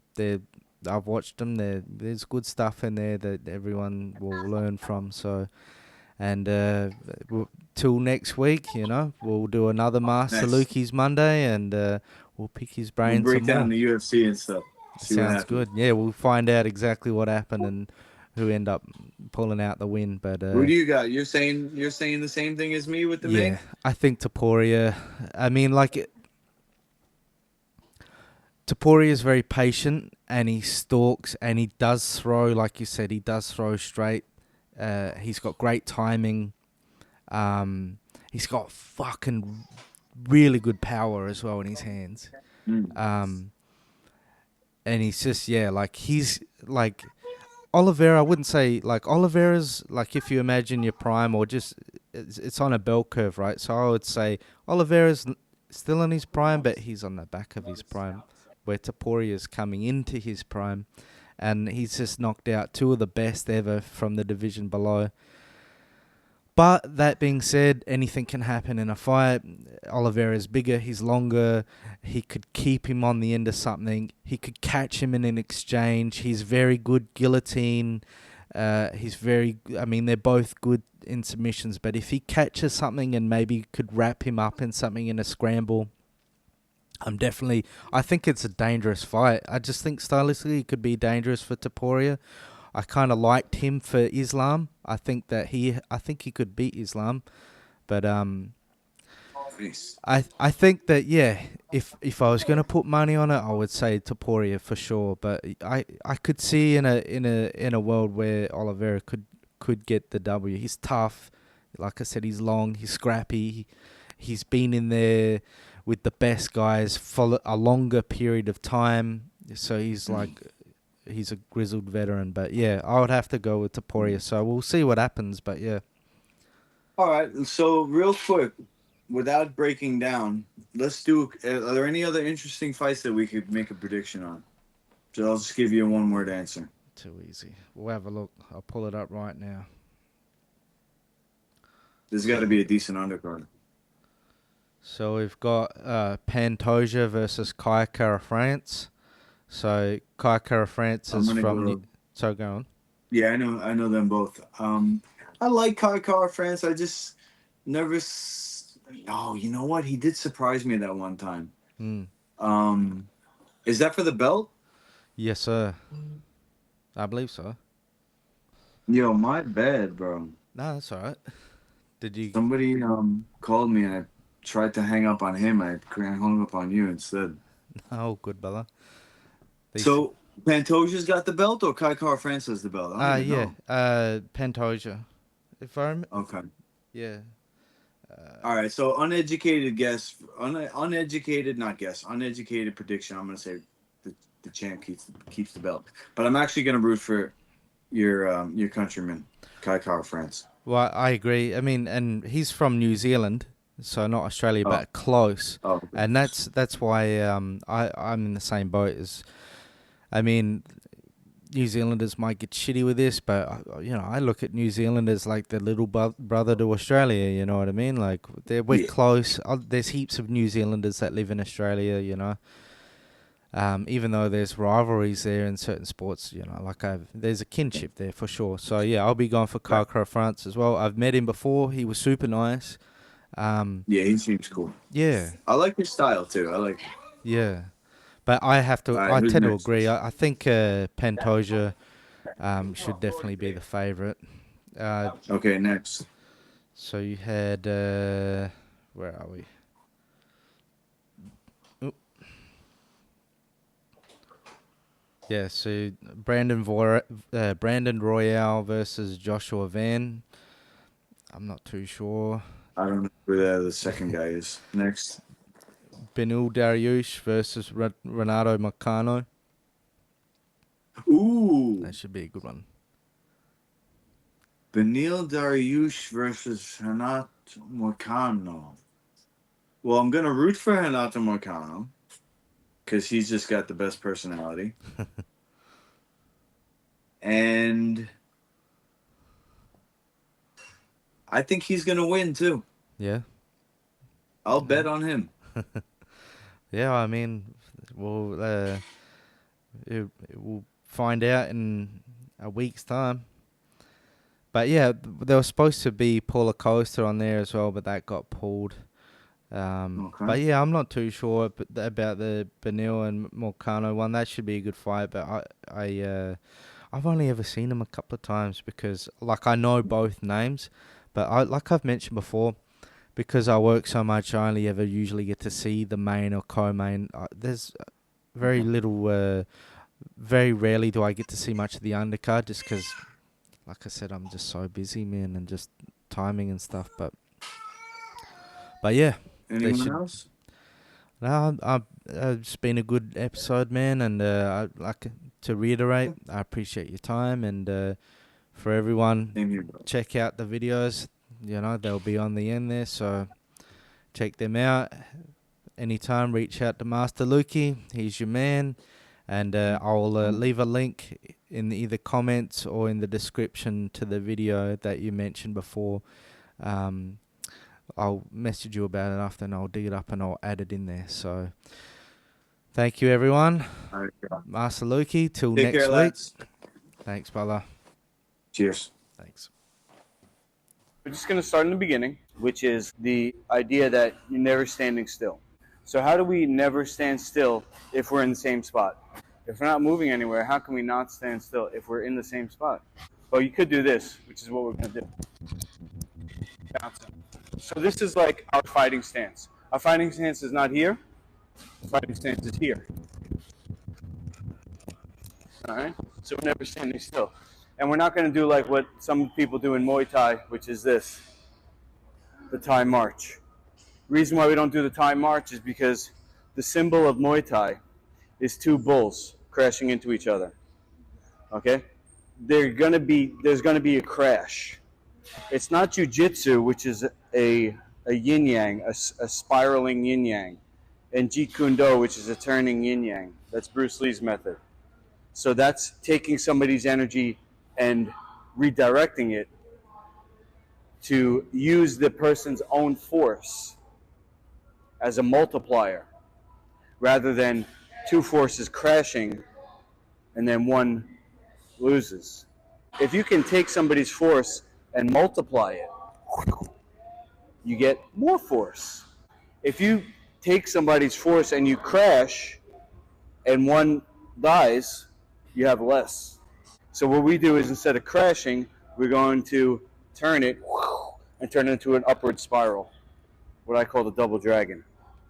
So Muay Thai, just like wrestling, just like jiu-jitsu, just like boxing, is not a complete art for mixed martial arts.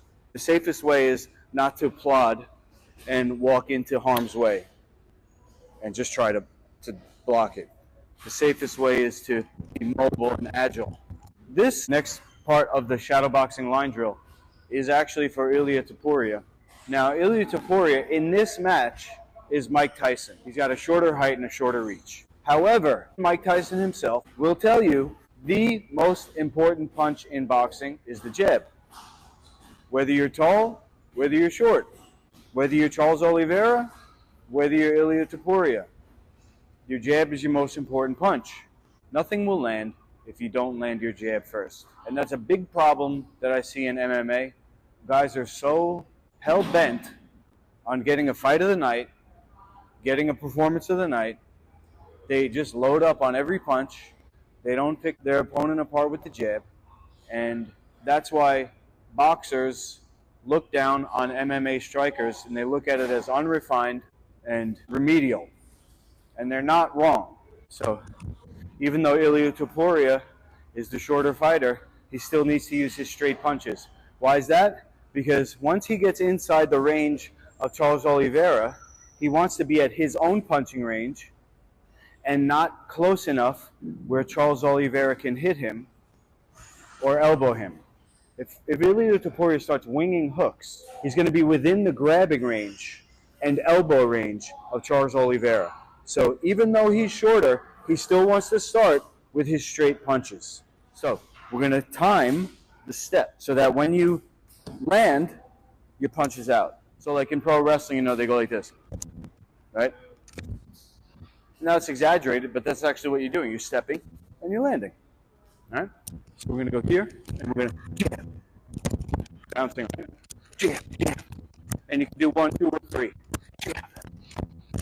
Jab, jab. Jab. Jab, jab, jab. Jab, jab. Jab. Jab, jab. Jab, jab. Okay, now we're going to put those two concepts together, the 1 and the 2, but we're going to use elbows. So we're going to step forward, elbow with the lead arm, elbow with the rear arm. The footwork is the same as the jab cross. You're going to elbow, elbow, elbow, elbow, elbow, elbow, elbow, elbow, elbow, elbow, elbow, elbow. This shadow boxing line drill is actually, we're going back to do Bronx. And this is what Charles Oliveira should do against Ilia Topuria's punching. And it's great for all grapplers. If you're watching and you're a grappler, if you want to grab somebody, elbow them first, because now you know you're in the right range. The rope smash is for you, James. And the reason is, when you're in a self-defense situation, it's not going to be a long, drawn-out 5-minute match. A self-defense scenario, most of the time, is quick, like under a minute. And that's what I saw in the videos that you sent me. So, because the rope smash is high intensity, it's going to get your heart rate up and get your adrenaline pumping to somewhat simulate the intensity of a real self-defense situation where your life is on the line. It's a quick, intense blast. It uses your whole body, and it's a motion that's very similar to what I saw you doing, where you were able to lift the perp and put them on the floor.